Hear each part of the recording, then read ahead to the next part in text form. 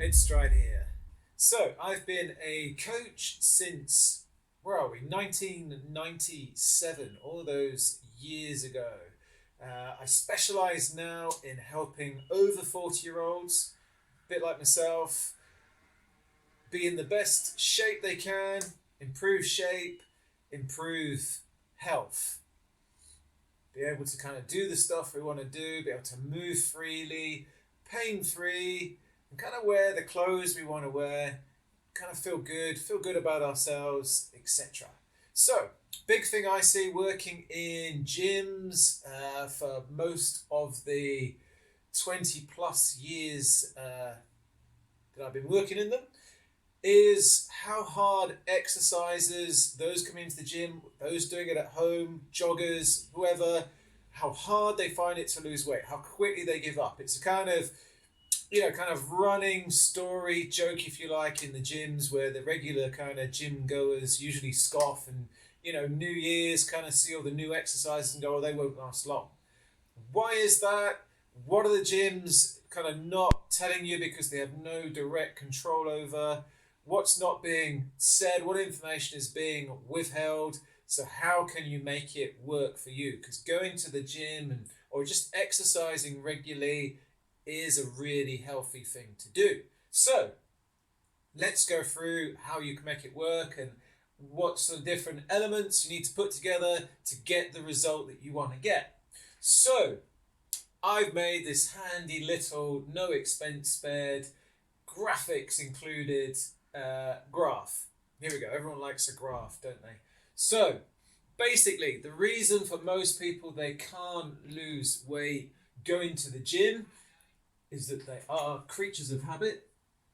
So in terms of calories consumed tends to be the same across here. I'm trying to draw a straight line, by the way. And then, of course, the weekend tends to go up a little bit. We all like our weekends. Yes, you've spotted I'm a left-hander. Yes, you've spotted that I hold the thing weirdly. Don't worry, I haven't got to be the age of 44 without knowing this. It's a bit like the fact that when you saw me on the video, you kind of went, that guy's got an unfeasibly large forehead. This I know as well. Anyway, back to the graph. So, Monday, so let's say now someone starts exercising, they're keen, they're going to exercise 3 times a week. So here, so kind of what was happening before, I mean, if you're staying the same weight, it basically means in relation to calories in, calories out, that was exactly the same. How you stay the same is to consume the same number of calories that you burn, or thereabouts, roughly. So that's what's been happening here. So now let's assume no more calories are going to be consumed, hopefully. So what's now happening is that, let's say it's the usual Monday, Wednesday, Friday, if you're lucky, eh? It's a bit of is it the weekend, is it not? We don't know. So let's say working pretty hard, 400 calories are burned now on Monday. Let's say 400 calories are burned on Wednesday, and let's say you're keen. So most Fridays, certainly to begin with, whilst you're thinking, I'm going to get a result from this, you're burning some calories. So 400, so we're in deficit now, 400, 800, my amazing math skills, 1,200 calories. There we go, 1,200 calories in deficit. The problem, or the slight problem is that expending 1,200 calories here, I'll write it down, 1,200 calories now expended, now more than you've kind of gone into stores, gone into body fat, 1,200 calories worth. How many calories in a pound of body fat? 3,500 calories. So even doing this for 2 weeks, we haven't quite got to a pound of body fat. We're somewhere just under. My little brain's trying to tick over as to how many weeks do we need. It would be, at least probably, into our third. You can do the maths. Tell me in the messages and tell me exactly. Someone's there on a calculator. Oh, I can work this out. it's got to be 3 weeks or so, isn't it? So 3 weeks to burn a pound of body fat. So 3 weeks, 6 weeks to burn 2 pounds of body fat. It's a short return. Plus, if someone thinks they can eat a little bit more because they're exercising, then they're just staying the same. Hence, this is why people give up. And understandably so. It's a kind of poor return on the time invested, and let's face it, the energy invested as well. So, how do you do it then? Look, I've had to turn away clients previously with the whole kind of notion of I'm going to employ you as my coach, therefore I can eat what I want. And I've got to spell this out right now, and I know you may this may not please you, but I've got to tell you, I've turned away because that is not a thing. Trying to burn calories because you're putting more in is not a thing. If you work out kind of what a kind of staple meal is and then the amount of exercise, Google this, the amount of exercise you're going to do to burn that off, it's not a thing. And even then, you're burning it off, so you're just, again, equilibrium, you're staying the same, basically.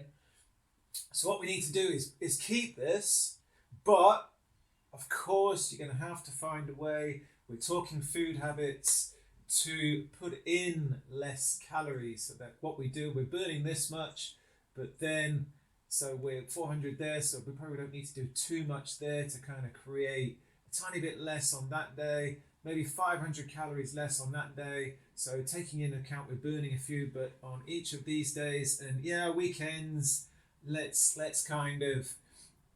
So now what we're kind of producing is a 500 calorie deficit now, at least 4 days of the week, and maybe on weekends. I don't know what you do over your weekends, but yes, you're probably going to have to try and tweak it. We're not talking restriction, we're just talking the tiniest bit of restraint.